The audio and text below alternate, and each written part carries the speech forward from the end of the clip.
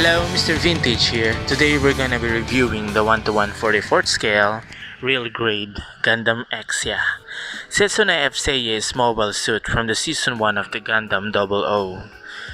So this is the Gundam Exia with all of its glory, panel lined and with the decals. I would like to say that I painted the inner frame of this kit. I will pop up a picture for you to see it. Let's talk about first the look of the Gundam Exia. The Gundam Exia is very cool and sleek mobile suit, very suiting for its role in the anime. I really like the proportion and extra details here in the real grade form. The color separation is insane, especially on the head. Another cool factor is these clear green parts for the GN condensers. The part for the GN power lines is nice too, but very tricky to apply. Now let's move to the functional movement of the kit. Let's start at the head. The head is very limited and very tight, which I don't want to move too often because I might break a piece. These clavicle fins can move, the arms can rotate, arms all the way up, quite limited because of the shoulder armor, and this part for the power lines which cause the shoulder armor to pop off.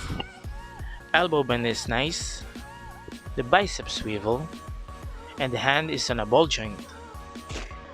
The torso have a limited movement as well. It can rotate and can do the ab crunch but no proper side to side and back crunch. But the redeeming qualities of this part is the hatch. It can open up but not like the MG, there's no pilot. Now let's move to the skirting armor. The front skirt is limited but the back skirt have a nice movability and this beam saber holder can move independently to the back skirt. Now let's move to the legs. This is the legs all the way up. It's limited because of the front skirt. The legs all the way to the back, quite limited as well because of the back skirt. And the kit can do the split too, but it's quite limited. That's when I think it's not actually the skirts faulting this limitation.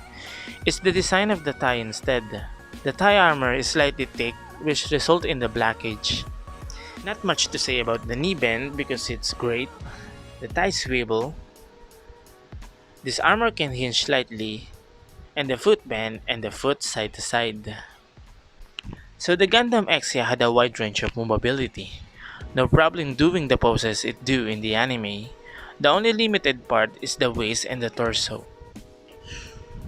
Mentioning all that, this is the real grade Gundam Exia with everything that it comes with.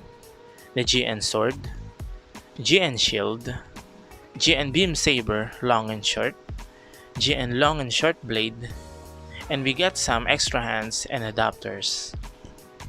The GN sword is the Gundam Exia's main weapon. Its shiny chrome finish gives it some menacing and awesome looks. This is also equipped with the GN rifle. By bending the blade to the back, you can access the rifle. Next, the shield. Not much to say here, other than it's cool and really complement the look of the MS. The mounting mechanism can be adjusted manually by attaching the part to the little slots here. Next, the GN beam saber. We have a long and short version. When not in use, you can either put it in the back of the Gundam or in the shoulder. Next is the GN blade. Like the saber, we can choose between the long and short one. And like the GN sword, this is also have a shiny chrome finish. Finally, we have the alternate hands and the adapter.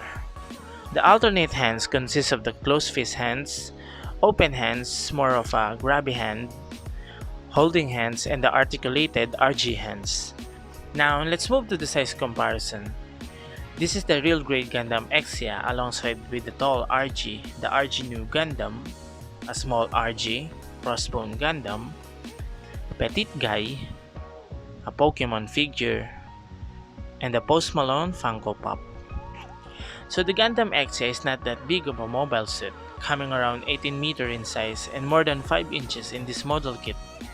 It's looking much more smaller because of its sleek aesthetic. But the Gundam Exia have a ton of weapons to its arsenal. Combining with great articulation, this kit's playability is quite good. No falling parts, no loose joints, and awesome looks. There's no reason to hate this kit and not recommend it. Now it's up to your own likes if you want this kit. If you want your kits bulk up like the other Gundams in the series, maybe the sleek design of the Gundam Exia is not for you. So, mentioning all that, I'm Mr. Vintage. Thank you for watching and see you on the next review.